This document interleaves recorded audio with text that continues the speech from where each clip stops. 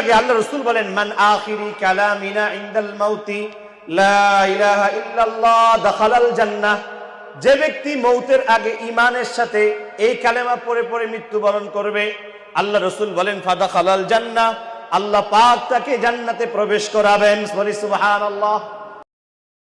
কবরের পাশে কোনো মন্ত্রী দাঁড়াইলে কবরের আযাব মাফ হয় না? হয়? কোনদিন কোন বক্তার ওয়াজে শুনছেন রাষ্ট্রপতি যদি তার বাবার কবরের পাশে দাঁড়ায় কবরের আযাব মাফ করে দেওয়া হয়? শুনছেন আপনারা কোনদিন?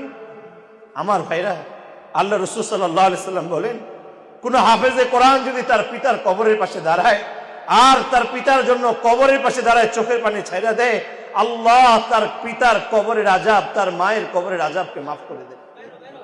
আমরা চাই ওই সন্তান এখান থেকে তৈরি হোক, যে সন্তান পিতা মাতার জন্য দোয়া করবে, যে সন্তান দাদা দাদির জন্য দোয়া করবে, যে সন্তান নানা নানির জন্য দোয়া করবে, যে সন্তান আমাদের মরহুম আত্মীয় স্বজনদের জন্য দোয়া করবে। এটা একটা আমাদের লক্ষ্য উদ্দেশ্য, শুধু জাগতিক উদ্দেশ্য নয়, এটা আমাদের আখিরাতের বড় উদ্দেশ্য, যেটা আমাদের আসল। ঠিক না বেঠিক? আমাদের আসল ইন্নাল হায়াতা, দুনিয়ার হায়াতটা একেবারে অস্থায়ী হায়াত, আর আখিরাতের হায়াতটাই হলো আবকা, চিরস্থায়ী হায়াত।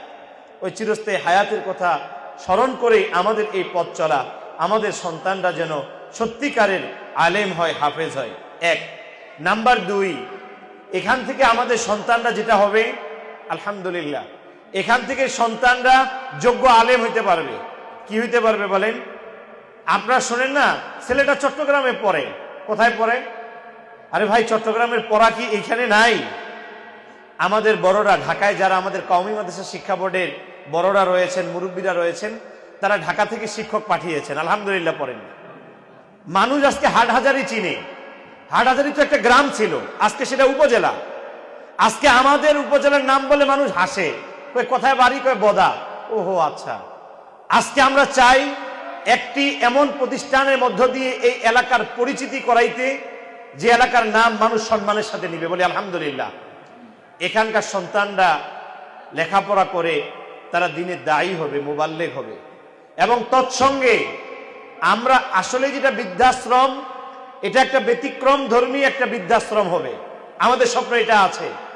যে ব্যক্তির কেউ নাই, গত কয়েকদিন আগে এক ব্যক্তি আসছেন, রিক্সা চালান, পরিবারের কেউ নাই, তিনি ওমরায় যাবেন, তিনি টাকা নিয়ে আসছেন, 1 লক্ষ 1.5 লক্ষ টাকা নিয়ে আসে, হুজুর আমাকে ওমরায় পাঠান, আমার রমজানে ওমরায় যাওয়ার ইচ্ছা।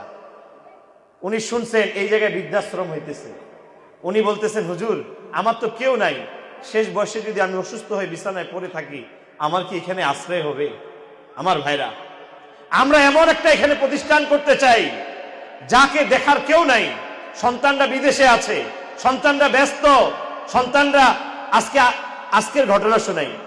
এক খুব প্রভাবশালী ব্যক্তি আমাকে বললেন, হুজুর দোয়া করবেন, আমার সন্তানটা আলাদা হয়ে গেছে। বলেন এই রমজানে পিতা তার হৃদয়ের দীর্ঘ শ্বাস ছেড়ে বলতেছেন, হুজুর আমার সন্তানরা আমাকে বয়সে রেখে পৃথক হয়ে গেছে, আমি একাই হুজুর। বলেন এই কষ্টটা কত তার হৃদয়ের কষ্ট।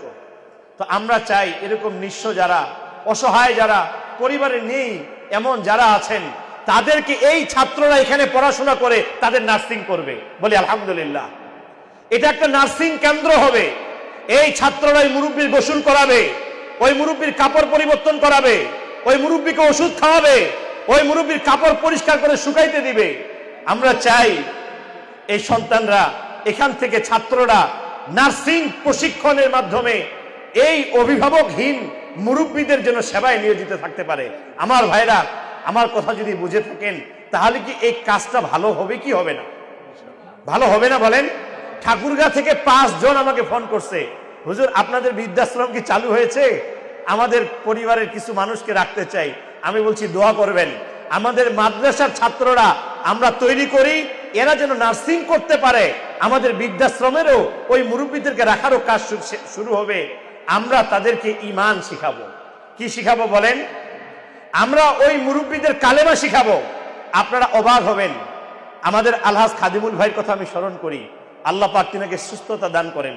গত বছর ভাইসহ আমরা বান্দরবনে সফরে ছিলাম, এমন গ্রামের ভিতরে ছিলাম, 10 কিলোমিটার রাস্তায় কোনো নেটওয়ার্ক নাই। ওই জায়গার মানুষ কালেমা জানে না, ওই জায়গার মানুষ ইসলাম মুসলমানিত্বর যে একটা এত বড় বিধান ইমানের ব্যাপারে জানে না। আপনারা কি মনে করেন আমরা সবাই জানি? এটা কি মনে করেন? পরীক্ষা করে দেখেন কালেমায়ে তৈয়বা কি, কালেমে শাহাদাত কি, ইমানে মুজমাল কি, ইমানে মুফাসসাল কি, 5 কালেমা কি, আমাদের সন্তানরা জানে না, আমাদের মুরব্বীরা জানে না। আমরা চাই আমাদের এই জামিয়াতুল খোলাফায়ে রাশিদিন মানবতার কল্যাণকামী প্রতিষ্ঠান থেকে আমাদের ওই সমস্ত মুরব্বীদেরকে লাইনটা আমাদের ওই সমস্ত ওইখানে আমাদের ওই মুরব্বীদেরকে আমরা কালেমা শিখাবো।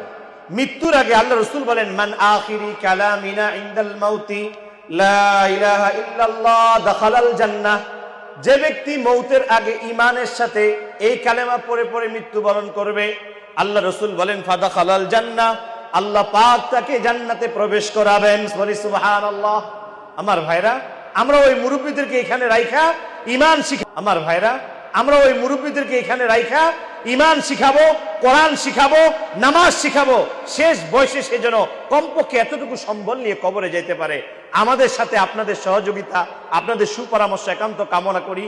আজকের ইফতার মাহফিলে যিনি ইন্তেজাম করেছেন আমাদের বদা আরিফ ট্রেডার্সের সম্মানিত আমাদের আলহাজ আব্দুর রশিদ চাচার ছেলে জনাব মোহাম্মদ আরিফ ভাই আপনাদের এই মেহমানদারির ইন্তেজাম করেছেন। আরো যারা শরীক হয়েছেন সৌদি আরব থেকে আমাদের হাসান খান ভাই, আমাদের বদা আনোয়ার ভাই, বন্ধু মানুষ, আরো যারা শরীক হয়েছেন সবাইকে আল্লাহ পাক নেক হায়াত দান করেন, সুস্থতা দান করেন, তাদের ব্যবসা বাণিজ্যে আল্লাহ বরকত দান করেন।